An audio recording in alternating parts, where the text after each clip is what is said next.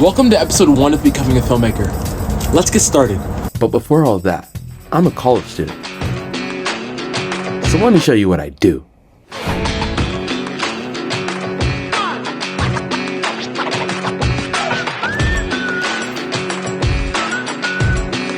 And it's a lot of fun, but I often find myself thinking, am I really making the most out of my college experience?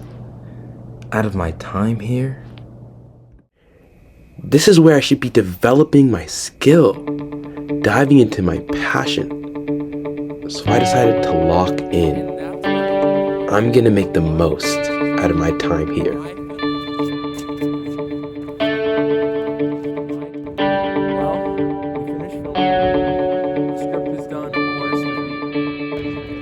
Working with the team, we got Jose, Mason, Bryson.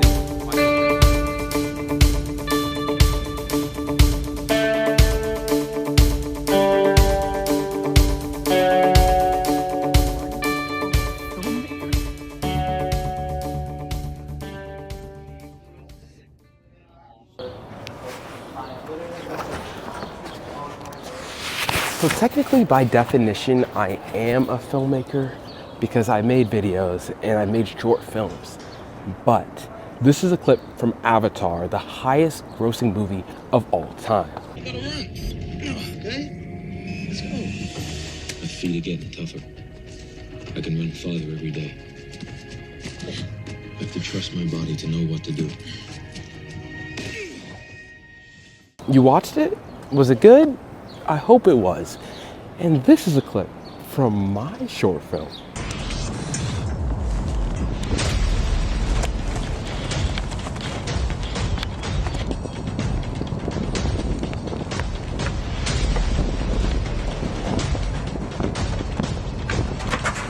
Did you watch it? Did you think it was good? I hope you did, you know. And you can probably identify a couple differences between the two films. And that's my point. I want to be able to make a film on his level. But before I keep talking, let's say hi to some of my friends. So what is this challenge I'm trying to do? Well, I'm in college and I want to maximize my time here. So I'm gonna make this series. And by the time I'm done with my college career, I want to have become so good at filmmaking that my movie is in a theater, it's feature length, and, you know, I'm on that IMDb page. But there are a couple of things that set the average video person apart from a filmmaker. Like number one, cinematography, the art of the shot. I want to try out a whole bunch of shots, a whole bunch of techniques. I want to figure some stuff out for myself. Because one of these days, you know, my movies are going to be on the big screen. And I'm going to be sitting in the theater, got a second roll. I'm going to be hearing the clapping, and it's going to be so cool. But we have to get there, and this is the journey, you know? So yeah, come with me as I document the process. Let's do it. Lighting is everything for a shot. If the lighting isn't crisp, people are like, why does it look bad? But this looks amazing because there's great lighting. Love that. Just love that. It makes me want to film a movie right now. It makes me want to film a movie. Get your lighting correct. Before you do anything, get your lighting correct. Truthfully, I'm just talking to myself because a lot of the times when I'm filming, the lighting is tragic, bro. Who would want to watch a movie or a film or YouTube video where the lighting is tragic? Nobody. Sometimes I feel like it's hard to do movies and things like that by yourself. Like, I don't have a big tripod. Well, I had one tripod, but it broke. That's actually so annoying because I actually like that thing. But anyways, yeah, it's like I'm trying to be cinematic or do something creative, but I'm by myself, and I don't know what to do. I don't know what to make, you know? But we're gonna try and do some cool setups. And it makes me think, what if I rest my phone on one of these rocks and use that as a natural tripod and get a cool low angle? Let's see. So what I like about the shot is the angle. You'll see in a second how it's kind of looking up at the character. He looks chill, but I don't love the lighting. That was actually a lot cooler than I thought it would be. And Now I kind of want to do some more stuff. There's this ledge, this railing. If I rest my phone on it, maybe it'll look cool. This is the railing. See, this shot is cool because of the perspective. It kind of makes the ledge more of a subject than the character. But I really like when I stand on top of the ledge, because then I come more into focus and more prominent. Hopefully that looked cool. So I saw these steps. I was just gonna go back to my dorm, but I saw these steps and I was like, maybe I can do something cool with this. See, this one isn't my favorite because the angle really isn't focused on anything. So I'm gonna try out a different angle on this railing instead of that railing. And once again, not my favorite one, but it is interesting. I feel like used correctly, this could be okay. Let me know in the comments if I should have done a backflip there. I was thinking about it. Not very seriously though. But yeah, I'm trying to even make this video cinematic or like documentary style, because I'm trying to, with every video I want to make it better, do more, right? I think a big part of improving your skill and becoming a filmmaker is pushing yourself and doing something ambitious, something outside of your comfort zone that you're not exactly sure like that you can do. And if you're like, well, how do I improve if I don't know how to do something? Well, you can watch videos, right? You can watch an example of a documentary you like or a video you like and just try to copy it. How close can you copy that video? And then you learn something from that and you can apply those elements into your next project. But truthfully, copying is just one of the many ways you can improve as a creator. What I'm doing right here is experimenting. I'm trying to figure out what best captures my subject, what looks cool, and all that jazz. So that's what you need to do for your shots. Experiment. But the shot really doesn't matter without the story, right? I thought the story is the most important part. So let's get into that. Okay, Jace, with a smooth transition, let's get into story, the substance of film. But before we get into the story aspect, I am a college student, so I got to get to work, and then we can get back to this, you know. Can we call it a documentary? Let's say it's a documentary, because we're filmmakers. And documentary is the filmmaking term, right?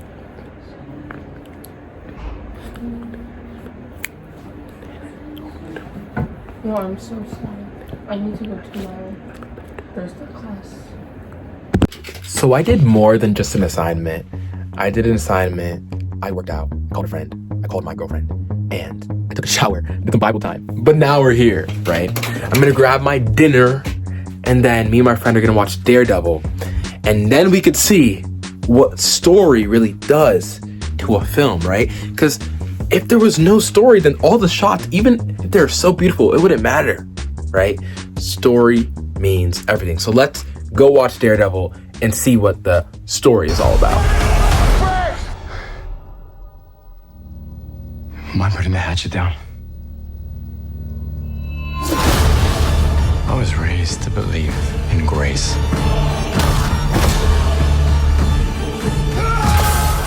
But I was also raised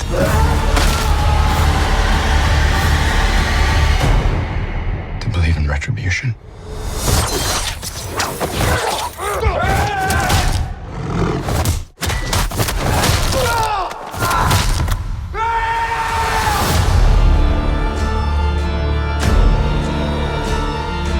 So I just finished Daredevil, and you know what makes a movie good? You know what makes a story good? Having characters you care about in real stakes, in real conflict, bro. Something that feels heart palpitating, like, you get lost no matter what the filmmaking is. You get lost when you're dealing with the real characters in real stakes. So that's what I need to do for my film. That show was too good. If you guys haven't already, I'm not sponsored. I'm just Jace Littlejohn. No, Jace Littlejohn, you know, it's more than a just. I'm Jace Littlejohn, but I'm not sponsored by Marvel or anything, but watch Daredevil, please. The show is so good. The new one, Born Again, but please watch the old one so the new one makes sense in your head. I'm getting so excited. This is actually so sketch because I'm sitting in the teacher's desk. I'm hoping the teacher doesn't come in right now. But like I said yesterday, Daredevil was so good. And part of the reason why was because we got attached to characters that we really resonate with, right? Like, we like the character, we want them to succeed, but then they're going through difficult challenges, going through tricky things. It is not like the cliche, oh, this happens and this happens and this happens. No, the character makes real human decisions that are not something you would just expect. There's something that blows your mind away. You're like, what? So like, I need to be able to craft a character that the audience feels attached to. And take that character on a journey. One that's not cliche, but one that's intrinsically human, where you can't just guess what somebody would do, because I can't just guess what my friend would do, because they're a human, right? I know them with time, and I can then make accurate assumptions, but they're still gonna trip me up from time to time, because they're human, right? So human characters is the first step. Okay, my classes are done, and I just finished my homework, which was reading stories from people who wrote stories in the class. And the ones that stand out to me are ones that have very strong imagery and very entertaining stories. For example, human stories. I just read one where this girl, she wakes up, she was partying the night before, right? But she wakes up in a bed that she doesn't know, right? And then she sees this guy goes to bed too. So in my brain, I'm like, oh no, is she gonna be safe? She doesn't know where she is. She just woke up from a drunk night out, and there's a guy who's laying in the bed that she doesn't recognize. That's what I'm talking about. You feel for this character immediately, right? That's a story. I wouldn't say relatable. I don't know how that happens to people, but like, it's human. It feels real. And now you're immediately caring for this main character because you want them to be all right. Because if you were in the situation, you wouldn't want to be all right as well. So yeah, that's what I'm learning. But we're doing story. We already did scenes. What else comprises a movie? Well, number 3, editing. Composing the film. So I have pulled up my YouTube video that I'm editing right now, and let's look at it, and then let's talk about what's good and what can be improved.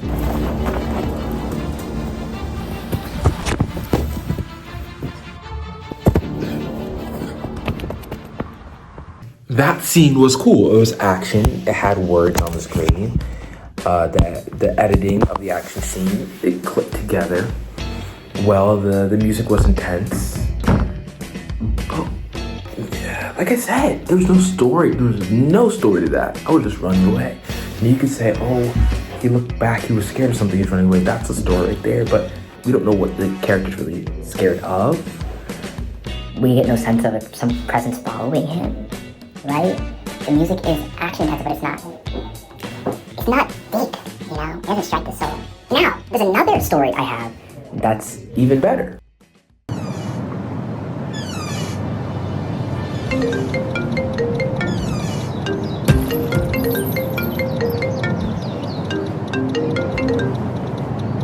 What's up, Johnny? Hey, I got a mission for you. You need one? Nah, I've been out of the game a long time. Then I bet your bank account's running real low. Are you sure? Okay, what do you got for me? Well, there's 2 guys beside you. One to your left and another one to your right. You see them? Yeah? They have just one goal. Tag you in under a minute. That's it? A simple game of tag? Exactly. And if you win, I'll give you $10,000. Okay. I'll see you in a second.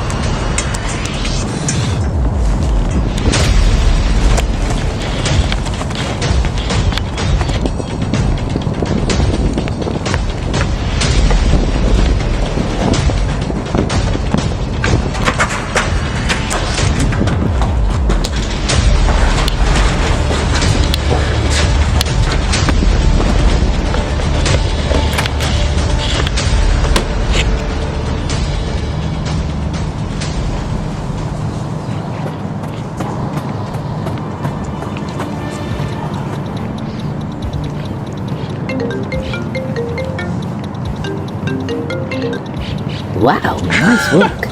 That was quite impressive. You didn't think I would last, did you? I mean, you have been out of the game a long time. So, am I getting my 10K? I mean, a deal's a deal. I'm just surprised you're that good at this game. Yeah, I'm the king of tag.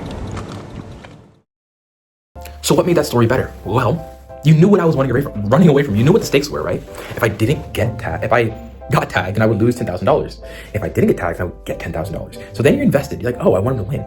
But he's at horrible odds. There's 2 people tagging him. He has a minute, right? That could be a lot of time for a game of tag. So the stakes are high, like how is he gonna do it? And then you get impressed by the acrobatics. The acrobatics aren't random, but they make sense. Oh, he has to flip through this swing because it's the only way he can escape. It makes sense, right? He has to back tuck off the playset because it's the only way he can escape. It makes sense, right? And then when he wins at the end, because there's a win, there's a start and there's an end, a story, right? So that's what's better about it. That's what's better. So when he wins, it's gratifying. That's what I was gonna say. But that's what's better about this one. But there's still some things like, realistically, would I be able to hide behind the porta potty and not be seen? I don't know. You know? I don't know. So that's a story flaw right there. And it was kind of a basic story, but it's fine. You're allowed to do a basic story every once in a while. And when it comes to the editing, what would I change? Well, the lighting was not that good, and I had to work around that. It was hard to edit that in post-production. Things were overexposed, and then if you change it too much, things would be underexposed. The color grading, it's a whole bunch of things to figure out, and that's part of the journey. I'm learning how to color grade and all that. Also, there's one clip. Let's see if I can go to it right here. But there's one clip where Bryson's jumping through the swings. Bryson's my brother, by the way. Let's go back right here. So first, I go through the swings, right? And then I push forward, knock Alex out with it, and then I run. And there's an obvious cut back to Bryson. Let me just play it. Run away, then a cut like that.